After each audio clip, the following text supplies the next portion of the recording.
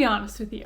After talking about quiet quitting on and on and on, and doing an interview on CNN about my experience quiet quitting, I'm pretty sick of the subject, to be honest. But when I heard about quiet hiring, I thought, yeah, it's just another workplace trend concept that they're spreading all over the news. Who really cares at the end of the day? Once I learned what it was, I realized that it's extremely important for anyone who actually quit their jobs and may be doing contract or freelance work now to understand what this concept is and make sure it doesn't happen to you. So first of all, what is quiet hiring? Quiet hiring is basically when a company finds someone to fulfill responsibilities within a business without actually having to hire a full-time person to take on those responsibilities. Now, there's two ways that this can be accomplished by a company. Number one is that they give those responsibilities to someone that already works for them full-time. And if you're in a corporate environment or any job for that matter, this is what you need to look out for. But I am not going to be talking about that one today. So if you are in that position, you might as well just hop off the video unless you're curious, because what I'm actually talking about is situation number two, which is that the company looks for a contract or freelancer to complete those job responsibilities. Now, this might sound all well and good, right? If I don't want to work a corporate job and I'm looking to freelance for maybe multiple different companies, why would I care if that's what they're looking to do? It means I get to get hired and paid, right? Well, there is actually a problem with this scenario, and it can get quite messy if you're not careful. So stay tuned if you are curious to hear more about that and want to make sure you prevent that from ever happening to you. After leaving my corporate job, I figured I would never have to deal with these different workplace trend concepts anymore. But since I have gotten into the freelance and contract realm, whatever you want to call it, I found that actually I still am subject to a lot of similar issues that I had while I was in my corporate job. And now, while it's a much different scenario being in the position of a freelancer or contractor when working with a company, because instead of working for them, you're working with them. When you are quiet hired, that small distinction between with and for becomes even smaller. So what does this mean exactly? What I'm basically getting at is a lot of companies who are quiet hiring, if they don't already have room with their current employees to be able to offload those responsibilities, and they are hiring outside sources to complete that work, whether it's a contractor or a freelancer, basically those are the same thing at the end of the day, then what can happen is you might find yourself in a position where you're basically working for a company part-time when you initially thought you were just getting into a new freelancer contract job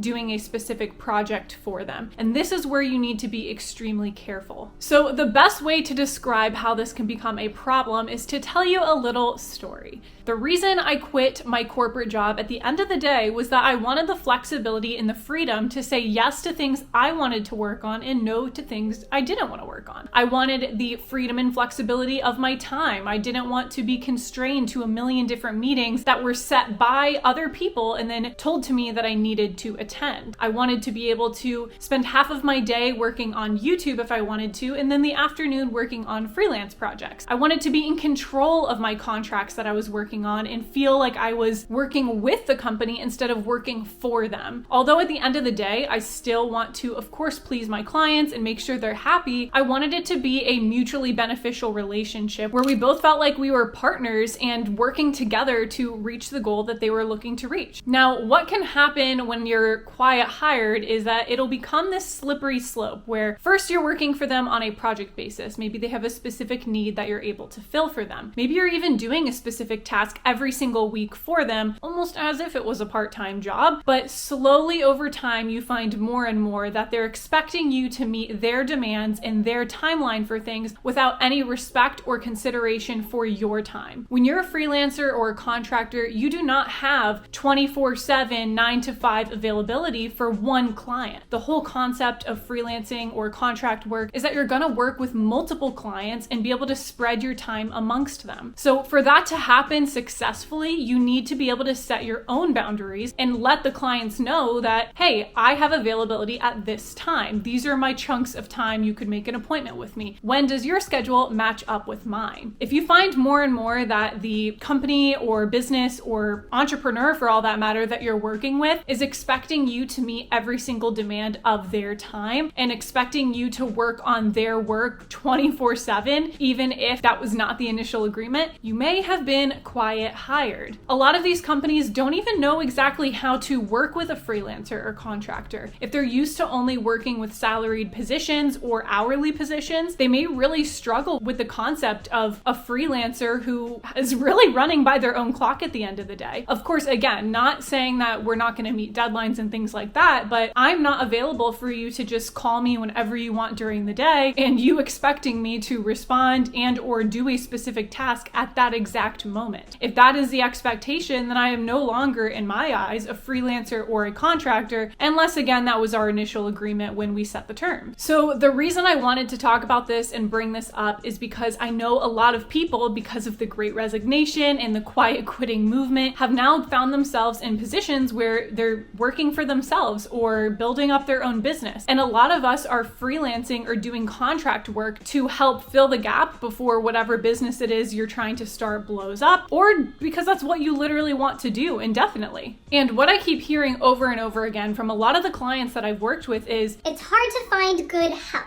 And I find this very funny and ironic, but also at the end of the day, I'm really not surprised, because when the whole quiet quitting movement was going on, everyone on the news, and not everyone, but a lot of news channels were out there talking about, and even the one I was interviewed on CNN, if you watch that interview, I'll link it down below for you, they were grilling me as if, oh, everyone in your generation who's doing this quiet quitting thing, most of them are lazy and incompetent and they just don't want to work. But the reality is, a lot of the people who were quiet quitting or went through the Great Resignation actually wanted to just work for themselves. They saw all of these opportunities in our society now to make money in other ways where they didn't have to work the typical 9-to-5 structure. So now what I'm seeing is a lot of people are struggling to find people to actually work 9-to-5 jobs, and especially to find the right workers to work those 9-to-5 jobs. More and more companies are looking for someone with an entrepreneurial spirit. And as these entrepreneurial spirits realize, there's ways for them to make money that don't require them to match up with this specific 9-to-5 schedule and be basically,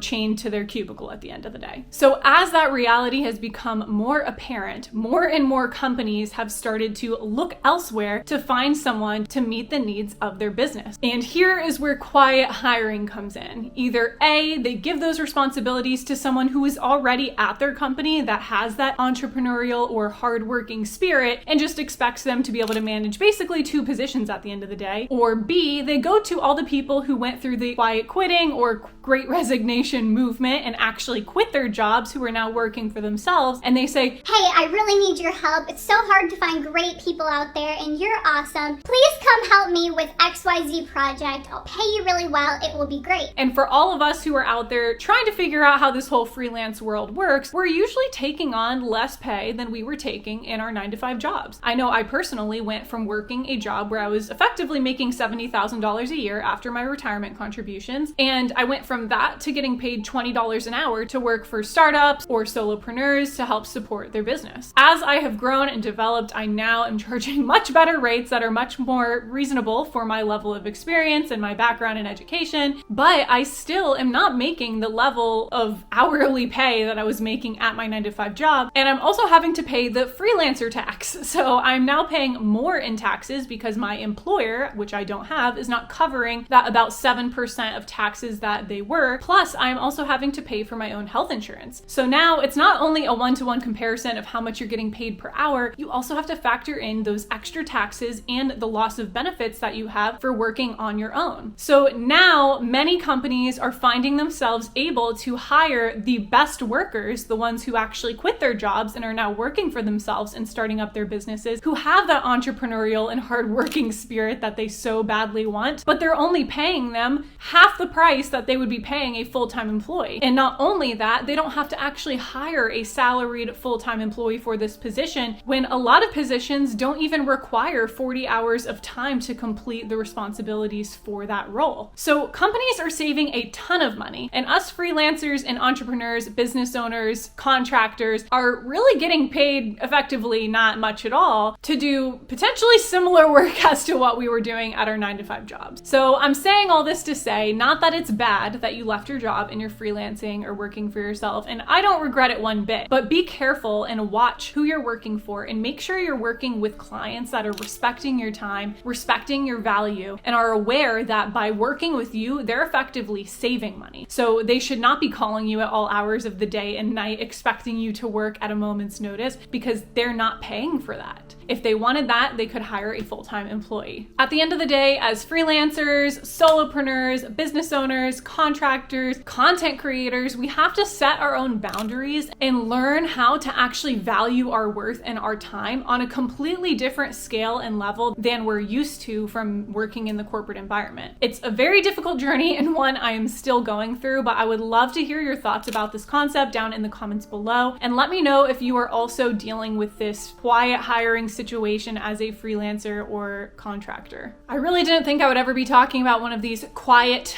whatever workplace trends again, but here we are. This one is really important, and it's very ironic how it's really affecting me again, even though I'm actually out of the corporate workplace environment now. So just goes to show that the things you think you won't have to deal with anymore always come right back to bite you. So that's all I have for today's video. I hope you enjoyed and were enlightened by this concept. I know I was, and it really was an eye-opener and a way for me to think really hard about what I was actually charging for my rates and learn how to have those conversations with potential clients when they challenge our rates, which is something that's very hard to do. If you want to hear more about that, as well as any other concepts relating to leaving your corporate job and working for yourself or freelancing, leave those questions in the comments down below, and I will make sure to make a video talking about those in the future. But that's all I have for you guys today. Thank you so much for watching, and I'll see you in the next one. Bye.